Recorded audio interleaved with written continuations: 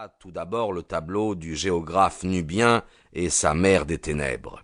C'était un panorama plus effroyablement désolé qu'il n'est donné à une imagination humaine de le concevoir.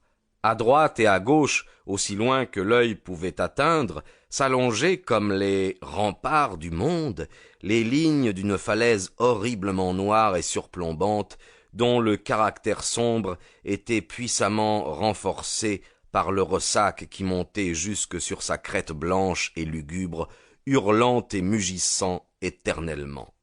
Juste en face du promontoire, sur le sommet duquel nous étions placés, à une distance de 5 ou 6 miles en mer, on apercevait une île qui avait l'air désert, ou plutôt on la devinait au moutonnement énorme des brisants dont elle était enveloppée.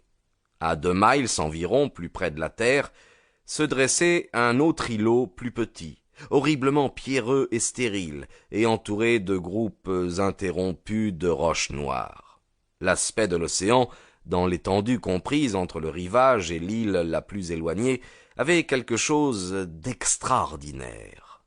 En ce moment même, il soufflait du côté de la terre une si forte brise qu'un brick tout au large était à la cape avec 2 ris dans sa toile et que sa coque disparaissait quelquefois tout entière. Et pourtant, il n'y avait rien qui ressemblât à une houle régulière, mais seulement, et en dépit du vent, un clapotement d'eau, bref, vif, et tracassé dans tous les sens, très peu d'écume, excepté dans le voisinage immédiat des rochers.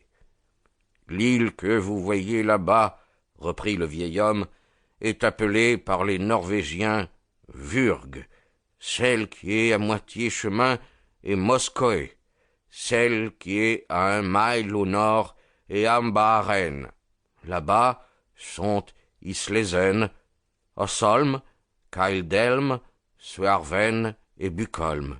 Plus loin, entre Moskoe et Vurg, Otterholm, Flimen, Sandflesen et Stockholm.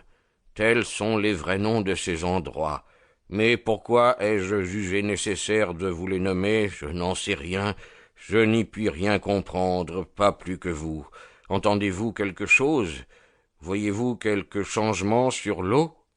Nous étions depuis 10 minutes environ au haut de Elsegen, où nous étions montés en partant de l'intérieur de Lofoden, de sorte que nous n'avions pu apercevoir la mer que lorsqu'elle nous avait apparu tout d'un coup du sommet le plus élevé. Pendant que le vieil homme parlait, j'eus la perception d'un bruit très fort et qui allait croissant comme le mugissement d'un immense troupeau de buffles dans une prairie d'Amérique.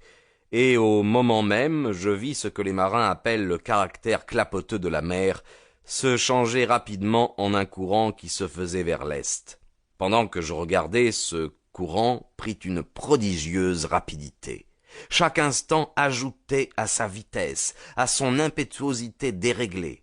En 5 minutes, toute la mer, jusqu'à Vurg, fut fouettée par une indomptable furie. Mais c'était entre Moskoe et la côte que dominait principalement le vacarme. Là, le vaste lit des eaux, sillonné et couturé par 1000 courants contraires, éclatait soudainement en convulsions frénétiques, haletant, bouillonnant, sifflant, pirouettant en gigantesques et innombrables tourbillons, et tournoyant et se rouant tout entier vers l'est avec une rapidité qui ne se manifeste que dans les chutes d'eau précipitées. Au bout de quelques minutes, le tableau subit un autre changement radical. La surface générale devint un peu plus unie, et les tourbillons disparurent un à un, pendant que de prodigieuses bandes d'écume apparurent là où je n'en avais vu aucune jusqu'alors. Ces bandes, à la longue, s'étendirent à une grande distance, et se combinant entre elles, elles adoptèrent le mouvement giratoire des tourbillons apaisés et semblèrent former le germe d'un vortex plus vaste. Soudainement, très soudainement, celui-ci apparut et prit une existence distincte et définie dans un cercle de plus d'1 mile de diamètre. Le bord du tourbillon était marqué par une large ceinture d'écume lumineuse, mais pas une parcelle ne glissait dans la gueule du terrible entonnoir, dont l'intérieur, aussi loin que l'œil pouvait y plonger, était fait d'un mur